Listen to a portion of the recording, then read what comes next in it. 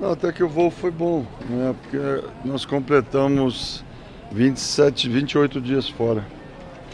E é longo, porque viagens, fuso horário, treinamento, depois competição propriamente dita, muito estudo. E aí começa no final a encavalar um pouco por causa de semifinal e final. Mas foi bom, eu acho que foi a trajetória toda, todo o processo que a gente viveu, a aclimatação depois que a gente saiu do Japão na Alemanha. E olha, ninguém podia. Quando a gente fez o planejamento, a gente não tinha ideia que nós íamos cruzar a Alemanha nas quartas de final. E a gente tinha já programado, planejado a aclimatação da volta do Japão na Alemanha, no centro de treinamento olímpico alemão, mas fomos super bem atendidos em todos os sentidos, alimentação ótima, ginásio, sala de musculação, foi tudo muito bom. E depois nós estávamos a 5 horas de ônibus de Lodz, então tudo caminhou bem e em termos de logística, né? E depois a competição propriamente dita. No time da Alemanha a gente nunca teve jogo fácil com ela, sempre é um time complicado e eu acho que cada vez elas estão melhorando mais, jogadoras talentosas, altas, fortes e que vai complicar a vida de muita gente aí no Campeonato Mundial. Depois a gente pegou o Japão, que vinha de uma vitória sobre a Turquia, que também um time como o do ano passado, perderam duas jogadoras importantes, a Koga e a Inoue, mas apareceram outras jovens também interessantes. E a Itália na final. A Itália eu acho que está um patamar acima de todos os times do mundo. É um time campeão olímpico, um time a ser batido, muito forte em todos os fundamentos. Tecnicamente, hoje é a melhor equipe do mundo. E, enfim, é um parâmetro, né, que a gente que a gente tem. E que apesar disso a gente conseguiu fazer um bom jogo. Pelo menos eu gostei. Em determinados momentos do jogo nós jogamos de igual para igual com elas. Nós trocamos 4 jogadoras que foram aos Jogos Olímpicos.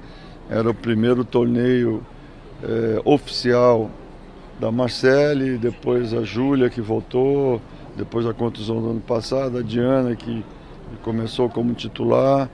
Quer dizer, jogadoras que a Júlia Bergman pela primeira vez também como titular. Então foi muito bom, de uma maneira geral, eu gostei do que nós apresentamos. Ô Zé, deu para ver ali pela Liga das Nações que o Brasil se consolidou ali como a desafiadora da Itália no momento, né? O time que desafia a Itália. Lógico que os outros times vão trabalhar, vocês vão ficar de olho também quem está, digamos, uma prateleira abaixo, mas em relação à Itália em si, né, até pegando o jogo de ontem, o Brasil teve muito volume, subiu muita bola, mas pelo menos na minha percepção faltou pontuar no contra-ataque, né? Foi, exatamente. Os números foram muito parecidos. Se você pegar os side-outs, né, a saída de bola, a gente teve os números eram muito parecidos. Bloqueio e defesa, bloqueios 13-12, número de defesas, elas erraram mais saques do que a gente, foram acho que 13-7, 6. Então, mas os números muito próximos, mas o que fez a diferença realmente foram os contra-ataques.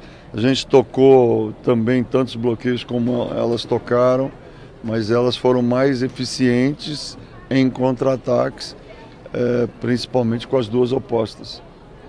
Em relação à individualidade, os técnicos gostam geralmente de falar do coletivo, mas individualmente. Júlia Kuds, né, que alcançou o recorde da Carol em bloqueios, e a Marcele, que assim, acho que muita gente se impressionou com a desenvoltura que ela entrou, né? Nem sempre é a mesma coisa jogar a camisa de clube com a da seleção. É difícil, eu acho que ela teve um comportamento muito positivo durante todos os jogos e os jogos decisivos, né? Porque ela participou da terceira etapa no Japão e depois participou da etapa decisiva, da quarta etapa, já começando o jogo. E teve um comportamento muito legal. É bom ver jogadoras jovens com essa desenvoltura, tendo essa responsabilidade pela frente e saber como administrar. Acho que o time ajudou, né, pelo comportamento que teve, e isso foi muito legal de ver. E a Júlia Kudus, que entrou na seleção do campeonato, que também teve atuações assim muito boas, eficiente nos fundamentos que ela mais atuou. Mas é legal, porque o Brasil é um time jovem, que precisa de experiência, precisa jogar, mas a gente viu que precisa de muito mais coisas aí para poder jogar contra as melhores seleções do mundo. E com esse time jovem, qual que é a perspectiva agora para o Mundial que vocês vão enfrentar? A gente sempre tem uma esperança grande, né? A gente tem que pensar na nossa trajetória, porque ela está delineada aí. A gente tem Grécia, França e Porto Rico no nosso grupo. Saem 2. Bom, nós primeiro precisamos sair bem do grupo, em primeiro ou segundo. Saindo em primeiro ou segundo, você cruza com outro grupo, que é China ou Dominicana. Então, aí já começa o mata-mata. Você tem que conseguir passar bem. Então, pode até cruzar com a França de novo, porque a França é um time que evoluiu. Dos que eu vi, assim, que a gente não está acostumado a jogar, a França foi aquele que eu mais vi jogadoras talentosas, com perspectivas importantes assim para o futuro. Talentosas, bastante interessante o time francês. E aí depois disso, se nós conseguirmos passar, nós vamos encontrar a Itália na semi. Mas tem um caminho pela frente até chegar aí. A gente tem falado, né, dessa renovação da seleção, a gente viu a ascensão de muitas jovens jogadores durante essa VNL, e uma delas foi a Ana Cristina, que vinha fazendo uma campanha excelente, infelizmente teve a lesão. Então eu queria que você falasse um pouco do impacto da ausência da Ana, né, tanto dentro de quadra quanto para o grupo. Não, foi muito sofrida por 2 motivos, né? Quer dizer, vários motivos, mas 2 principais, porque primeiro como pessoa, é uma pessoa querida, todo mundo adora conviver com ela, se relaciona muito bem com o grupo. E a outra que é uma grande definidora. Ela estava sendo a nossa definidora das bolas altas, das bolas difíceis, né? E quando você perde uma jogadora assim, faz uma tremenda falta. Mas acho que o importante é a recuperação dela. Ela foi mais ou menos muito parecido com a de 2 anos atrás. Não foi uma lesão tão grave, né, como cruzado, mas é um menisco, vai demorar 4 meses. Ela fazendo uma boa recuperação, ela volta muito bem. E ela, o parâmetro que ela estava muito bom de ver, sabe? De uma forma assim, muito boa, com números de eficiências bons. Eu acho que esse é o parâmetro. Daí para cima eu acho que ela consegue. É a expectativa grande já para o ano que vem. Interessante que é um elenco jovem, ao mesmo tempo assim com uma característica, com muita vontade de realizar, de vencer, sabe? Eu acho que elas têm muita qualidade. Lá fora você fica vendo os olhares, né? E dos times que quando entram as meninas assim, falam, pô, o Brasil nunca teve um time tão alto. Agora é continuar melhorando. A gente tem conversado muito, né, sobre planejamento futuro. A gente fala sempre até a Olimpíada, né?